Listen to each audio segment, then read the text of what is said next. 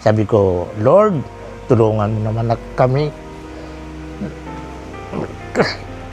na sana may darating na biyaya o trabaho.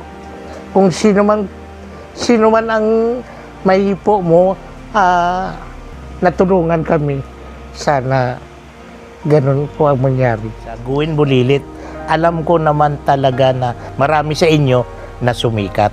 Sana mapansin nyo ako kung may maitulong kayo, project man. Tulad kay Julia Montes.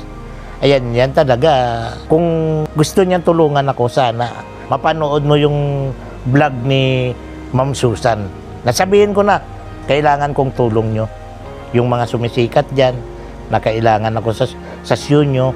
Kahit malamuti lang, tanggapin ko yan. Kahit anong role, para lang sa pamilya ko.